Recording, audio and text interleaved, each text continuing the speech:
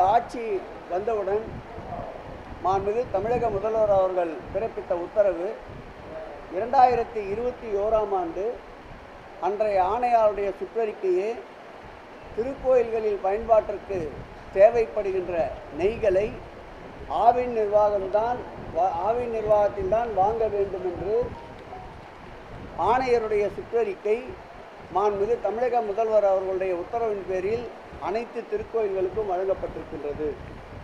நேற்றைய தினம் விஷம பிரசாரத்தில் ஈடுபட்ட செல்வகுமார், பிஜேபியை சார்ந்த வினோத் செல்வம் இருவர் மீதும் காவல்துறையில் புகார் அளிக்கப்பட்டிருக்கின்றது. அந்த திருக்கோயிலுடைய பஞ்சாமிர்தம் அந்த பிரிவை பார்க்கின்ற சூப்பர்டென்டென்ட் அவரே அந்த இருவர் மீதும் நேற்றைக்கு புகாரினை வழங்கி இருக்கின்றார்கள். சட்டப்படி இப்படி பொய்யான வதந்திகளை பரப்பியவர்கள் மீது கடுமையான நடவடிக்கை மேற்கொள்ளப்படும் என்பதை தெரிவித்துக் கொள்கிறேன். பழனியை பொறுத்தளவில் முழுக்க ஆவின் நெய் தான் பயன்படுத்தப்படுகின்றது.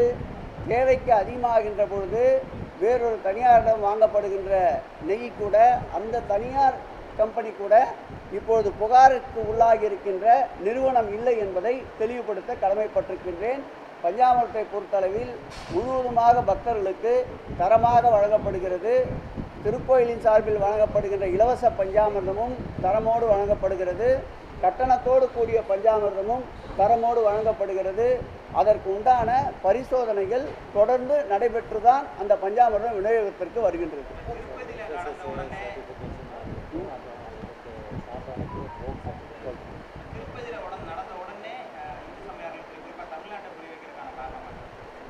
நிச்சயம் இந்த ஆட்சியை எப்படியாவது இறையன்பர்களுக்கு எதிரான ஆட்சி என்று திசை திருப்ப வேண்டும் என்று இந்த ஆட்சி ஏற்பட்ட நாள் முதல் கங்கணம் கட்டி செயல்பட்டு கொண்டிருக்கின்றார்கள்.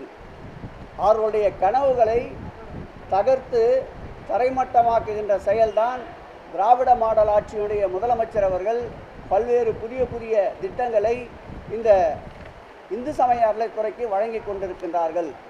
அதன் ஒரு பிரிவுதான் இதுவரையில் இந்து சமய அறநிலைத்துறையின் வரலாற்றில் இல்லாத அளவிற்கு, ஏன் ஒன்றியத்திலே இல்லாத அளவிற்கு அனைத்துலக முருகர் பக்தர் மாநாடு என்ற ஒரு மாநாட்டை தமிழ் கூறும் நல்லுலகம் அனைவரும் போற்றி புகழ்கின்ற அளவிற்கு வரலாற்றில் இடம்பெறத்தக்க வகையில் இன்றைக்கு ஒரு அனைத்துலக முருகர் பக்தர் மாநாட்டை நடத்தி தமிழ் கடவுள் முருகனுக்கு பெருமை சேர்ப்பதோடு மட்டுமல்லாமல் முருகரை கடவுளாக, தமிழ் கடவுளை முருகரை வழிபடுகின்ற அனைவரும் இந்த ஆட்சியினுடைய முதலமைச்சரையும் இன்றைக்கு வாழ்த்துகின்ற ஒரு சூழல் ஏற்பட்டு இருக்கின்றது.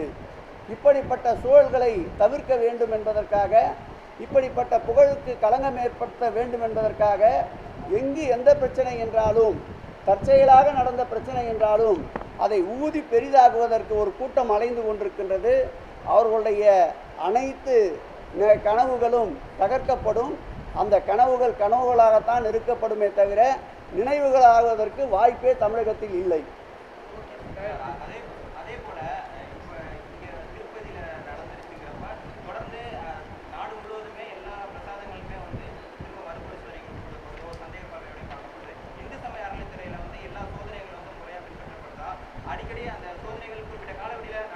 இந்து சமய அறநிலையத்துறையை பொறுத்தளவில் ஒன்றியத்திலே எங்கும் இல்லாத அளவிற்கு 787 திருக்கோயில்களில் ஒருவேளை அன்னதான திட்டம் நடக்கின்றது.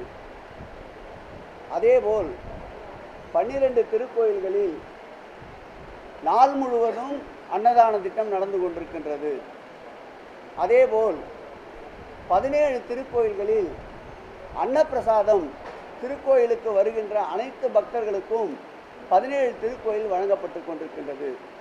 இதை மையமாக வைத்துத்தான் இந்து சமய அறநிலையத்துறையில் புதிதாக ஒரு பிரிவை உருவாக்கி இந்த அன்னதானங்கள் நடைபெறுகின்ற அனைத்து அன்னதான கூடங்களையும் நேரடியாக சென்று பரிசோதித்து மாதத்திற்கு குறைந்தபட்சம் ஒரு 180 திருக்கோயில் என்று எடுத்துக்கொள்ளப்பட்டு ஆண்டு முழுவதும் ஒவ்வொரு ஆண்டும் தொடர்ச்சியாக அனைத்து திருக்கோயிலிலும் நடைபெறுகின்ற அந்த அன்னதான திட்டத்தில் இருக்கின்ற சிறிய குறைகளை கூட திருக்கோயிலுடைய HRNCயினுடைய கவனத்திற்கு கொண்டு வரப்பட்டு 3 மாதத்திற்கு ஒரு முறை கலந்தாய்வு கூட்டங்களை ஏற்பாடு செய்து அந்த பிரச்சனையை முழுவதுமாக முடித்து கொண்டிருக்கின்றோம். அது மாத்திரமல்ல, ஒன்றியத்தின் சார்பில் வழங்கப்படுகின்ற போக் என்ற ஒரு சான்றிதழ் இதுவரையில் ஒன்றியத்திலேயே இந்து சமய அறநிலையத்துறையின் சார்பிலே செயல்படுகின்ற திருக்கோயில்தான் 516 திருக்கோயில்களுக்கு அந்த சான்றிதழை ஒன்றிய அரசினுடைய போக் என்ற அந்த சான்றிதழ் இந்து சமய அறநிலையத்துறைக்கு அதிகமாக பெற்ற ஒரு மாநிலம் எதுவென்றால் தமிழ்நாடு தான் என்பதை பெருமையோடு தெரிவித்துக் கொள்கிறோம். ஆகவே இந்து சமய அறநிலையத்துறையின் சார்பிலே செயல்படுகின்ற அன்னதான கூடங்களில் வழங்கப்படுகின்ற உணவுகள் தரம் தொடர்ந்து பரிசோதிக்கப்பட்டு தேவையான ஆலோசனைகள் அவ்வப்போது வழங்கப்பட்டு சிறந்த முறையில் பக்தர்கள் பயன்படுத்தி கொண்டிருக்கின்றார்கள். இந்து சமய அறநிலையத்துறையில் மாத்திரம் ஒரு நாளைக்கு 92 லட்சம் பேர் அளவிற்கு இந்த உணவினை பயன்படுத்தி கொண்டிருக்கிறார்கள் என்பதை 92,000 பேர் ஒரு நாளைக்கு திருக்கோயில் சார்பிலே வழங்கப்படுகின்ற அன்னதான திட்டத்தில் பக்தர்கள் பயன்படுகிறார்கள் என்பதை மகிழ்ச்சியோடு தெரிவித்துக் கொள்கிறோம்.